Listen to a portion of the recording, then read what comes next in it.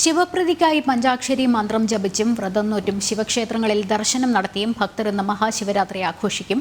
ശിവക്ഷേത്രങ്ങളിൽ പ്രത്യേക പൂജകളും ആഘോഷങ്ങളും നടക്കും. പഞ്ചാക്ഷരി മന്ത്രത്താൽ ഭക്തലക്ഷങ്ങൾ മഹാദേവനെ സ്തുതിക്കുന്ന പുണ്യദിനമാണ് ശിവരാത്രി. പ്രധാന ശിവക്ഷേത്രങ്ങളിലെല്ലാം വിപുലമായ ആഘോഷങ്ങളാണ് നടക്കുന്നത്. മഹാശിവരാത്രിക്കായി ആലുവ മണൽപ്പുറം ഒരുങ്ങിക്കഴിഞ്ഞു. മഹാദേവ ക്ഷേത്രത്തിൽ ഇന്ന് അർദ്ധരാത്രിയോടെ പിതൃതർപ്പണ കർമ്മങ്ങൾ ഔപചാരികമായി ആരംഭിക്കും. വിവിധ സർക്കാർ വകുപ്പുകളുടെ നേതൃത്വത്തിലാണ് ഒരുക്കങ്ങൾ പുരോഗമിക്കുന്നത്.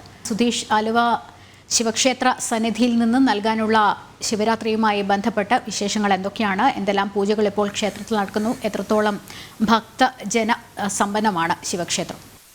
ലക്ഷ്മി, ആലുവ മഹാദേവ ക്ഷേത്രം പൂർണ്ണമായും മഹാശിവരാത്രിക്കായി ഒരുങ്ങിക്കഴിഞ്ഞു. ഇവിടുത്തെ ഏറ്റവും പ്രധാനമായും ശിവരാത്രിയുമായി ബന്ധപ്പെട്ടുള്ള ചടങ്ങ് പിതൃതർപ്പണമാണ്.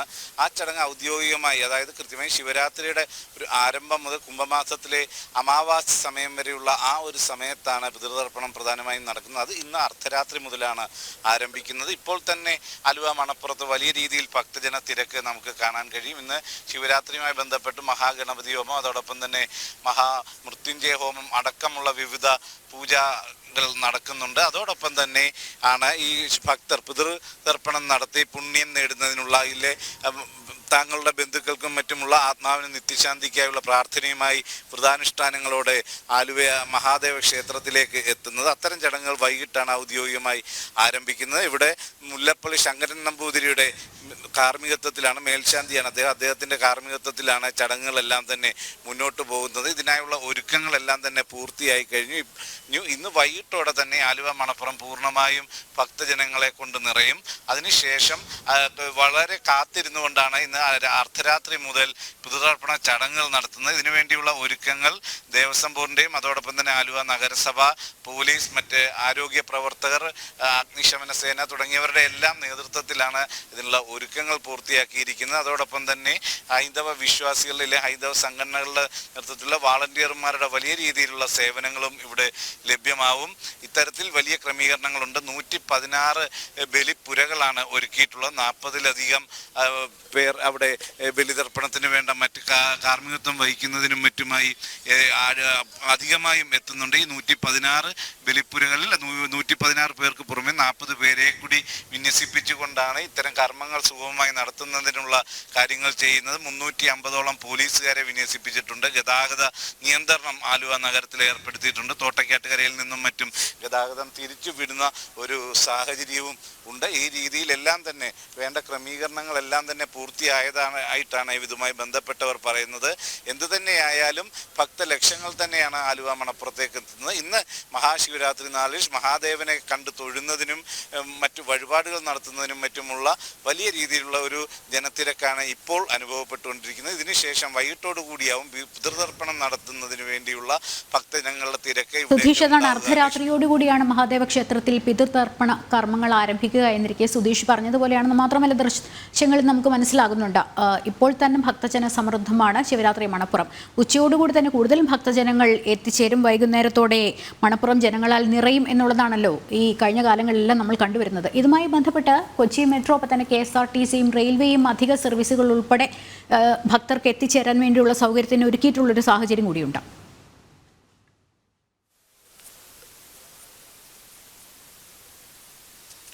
അതെ ലക്ഷ്മി, ഇപ്പോൾ കൊച്ചി മെട്രോ പ്രത്യേക സർവീസുകൾ നടത്തിയിട്ടുണ്ട്. അത് ആലുവയിലേക്ക് ഭക്തജനങ്ങൾക്ക് സുഖമായി എത്തിച്ചേരുന്നതിന് വേണ്ടിയാണ്. KSRTC 250 സർവീസുകളാണ് കൂടുതലായി നടത്തിയിട്ടുള്ളത്. അത് സ്പെഷ്യൽ സർവീസായാണ്. അതിന് അല്പം തുക, ടിക്കറ്റ് നിരക്ക് കൂടുതലായി ഈടാക്കുന്നുണ്ടെങ്കിൽ പോലും 250 KSRTC സർവീസുകൾ നടത്തുന്നുണ്ട്.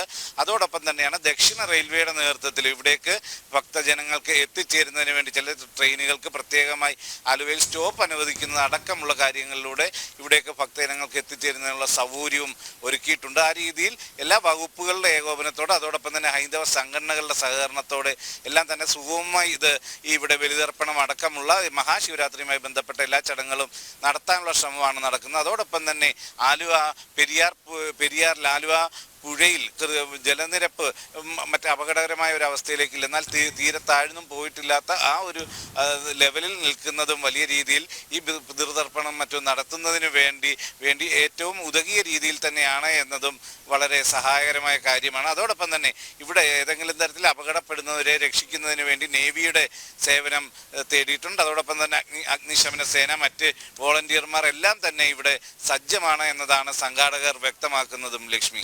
യെസ് സുധീഷ്, ഒരു മാസക്കാലത്തോളം ഒരുപക്ഷെ നഗരത്തിൽ നീണ്ടു നിൽക്കുന്ന ആഘോഷങ്ങളാണ്. ദൃശ്യോത്സവം എന്ന പേരിലുള്ള പ്രത്യേക കലാ സാംസ്കാരിക പരിപാടിയുണ്ട്. മാത്രമല്ല ഭക്തർക്ക് സൗകര്യങ്ങളൊപ്പം തന്നെ സുരക്ഷയ്ക്കായുള്ള പ്രത്യേക ഒരുക്കങ്ങൾ പൂർത്തിയായിട്ടുണ്ട് എന്ന് മനസ്സിലാകുന്നു.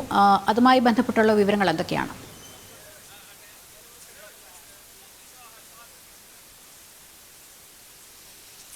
ലക്ഷ്മി, ഒരു മാസക്കാലമായിട്ടുള്ള ഇവിടുത്തെ ശിവരാത്രിയുമായി ബന്ധപ്പെട്ട ആഘോഷങ്ങൾക്കുള്ള തയ്യാറെടുപ്പുകളും എല്ലാം നടത്തിയതാണ്. അതിന് പുറമെയാണ് ഇത്തരം പരിപാടികൾ സംഘടിപ്പിക്കുന്നത്. അതുമായി ബന്ധപ്പെട്ട് ആദ്യം കരാർ നൽകുന്നതുമായി ബന്ധപ്പെട്ടും മറ്റും ചില തർക്കങ്ങൾ ഉണ്ടായിരുന്നുവെങ്കിൽ പോലും അതെല്ലാം പരിഹരിച്ച് ഇപ്പോൾ അത് സുഗമമായി നടത്തുന്നതിനുള്ള ക്രമീകരണങ്ങളെല്ലാം തന്നെ ഏർപ്പെടുത്തിയിട്ടുണ്ട്.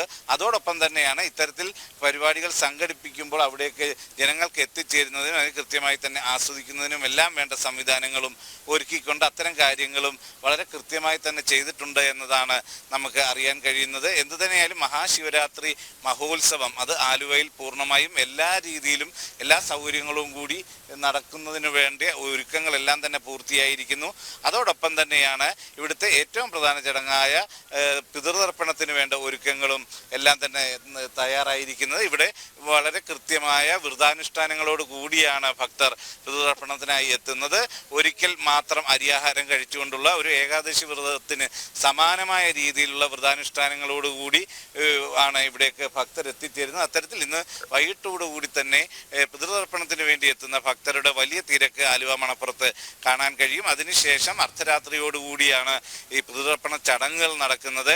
ഉറക്കം ഒഴിച്ച് ഇതിനായി കാത്തിരിക്കുന്ന ഭക്തർ പുലർച്ചയോടുകൂടി തന്നെ പിതൃതർപ്പണം നടത്തി മടങ്ങും. അത് ഇത്തരത്തിൽ പിതൃതർപ്പണം നടത്തുന്ന ഒരു ചടങ്ങ് ഈ ഞായറാഴ്ച വരെ നീളും എന്നതാണ് നമുക്കറിയുന്നത്. അന്നാണ് കുംഭമാസത്തിലെ അമാവാസി. അന്ന് വരെയും ഇത്തരത്തിൽ ചടങ്ങുകൾ പിതൃതർപ്പണം നടത്തുന്നുള്ള ചടങ്ങുകൾ നീളും എന്നതാണ് നമുക്ക് മനസ്സിലാക്കാൻ കഴിയുന്നതും. ലക്ഷ്മി. സുധീഷ്, പ്രത്യേക സർവീസുകളെല്ലാം മെട്രോയും KSRTCയും റെയിൽവേയും ഒരുക്കിയിട്ടുണ്ട് എന്ന് പറയുന്നു. ഭക്തർക്ക് ക്ഷേത്രത്തിലേക്ക് എത്തിച്ചേരാനുള്ള പ്രത്യേക സൗകര്യങ്ങൾ ഉൾപ്പെടെ ഉണ്ടാകുമല്ലോ. അതുമായി ബന്ധപ്പെട്ടും മാത്രമല്ല ആ ഒരു സൗകര്യവും കണക്കിലെടുത്തുകൊണ്ടും ആലുവ പട്ടണത്തിലും പരിസരങ്ങളിലും ഗതാഗത നിയന്ത്രണവും ഏർപ്പെടുത്തിയിട്ടുണ്ട്. അത് എപ്പോൾ മുതലാണ് ആരംഭിക്കുക? മാത്രമല്ല ഡ്രൈ ഡേ ആയി ആചരിക്കാനും ജില്ലാ ഭരണകൂടം അങ്ങനെ ഒരു തീരുമാനം കൂടി എടുത്തിട്ടുണ്ടായിരുന്നല്ലോ അല്ലേ?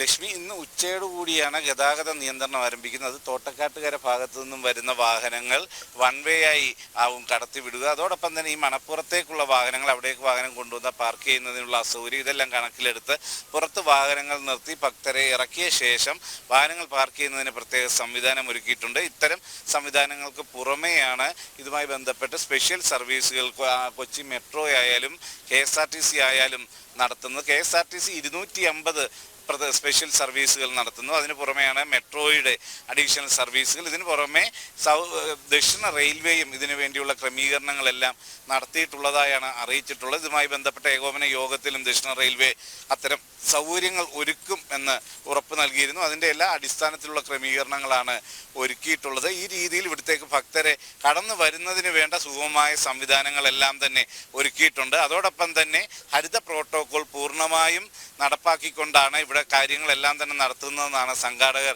വ്യക്തമാക്കിയിരിക്കുന്നത്. അതോടൊപ്പം തന്നെ ശുചീകരണം അടക്കമുള്ള കാര്യങ്ങൾക്കും പ്രത്യേക സംവിധാനങ്ങൾ ഏർപ്പെടുത്തിയിരിക്കുന്നു. അങ്ങനെ മാതൃകാപരമായ രീതിയിൽ ആലുവയിൽ ഇപ്രാവശ്യം പിതൃതർപ്പണം അടക്കമുള്ള ചടങ്ങുകൾ, മഹാശിവരാത്രി ആഘോഷങ്ങൾ എല്ലാം നടത്തുന്നതിനുള്ള ക്രമീകരണങ്ങളാണ് ഒരുക്കിയിട്ടുള്ളത്. ലക്ഷ്മി. യെസ്, ആലുവ ശിവരാത്രിക്ക് മണപ്പുറം ഒരുങ്ങിക്കഴിഞ്ഞു. ഇന്ന് അർദ്ധരാത്രിയോടുകൂടിയാണ് പിതൃകർമ്മങ്ങൾ ആരംഭിക്കുക. ഞായറാഴ്ച ഒരു വലിയ തിരക്കായിരിക്കും അനുഭവപ്പെടുന്നത്. അതുമായി ബന്ധപ്പെട്ട ഒരുക്കങ്ങളെല്ലാം തന്നെ പൂർത്തിയായി കഴിഞ്ഞു. സുധീഷാണ് അവിടെ നിന്ന് വിവരങ്ങൾ നൽകിക്കൊണ്ടിരുന്നത്.